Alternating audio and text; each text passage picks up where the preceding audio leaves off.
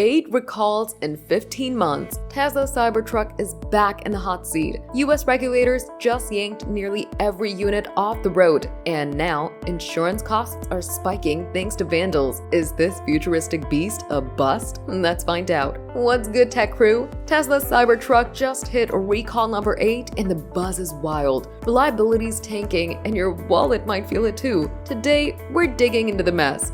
Buckle up. So what's the deal? US News dropped this on March 6, 2025. Tesla is recalling 46,096 Cybertrucks, pretty much every one ever made, because stainless steel panels are peeling off mid-drive. Imagine that, a $100,000 truck shedding parts like a bad haircut. The NHTSA says it's a crash risk, and Tesla's fixing it for free, with letters out by May 19th. This is recall 8 since November 2023. Think stuck accelerators, power failures, and now this. Owners are fuming, and experts are questioning if Tesla rushed this beast to the market. Reliability looking shaky. But wait, it gets pricier. CNN Business reported on March 1st, Tesla insurance costs are climbing and vandalism's to blame. Cybertrucks are prime targets. Think scratched exoskeletons and torched charging stations. Why? Some say it's backlash against Elon Musk's political moves, like his Department of Government efficiency gig. Repair bills are nuts. Stainless steel's a pain to fix and the parts are scarce. One analyst said, if vandalism keeps up,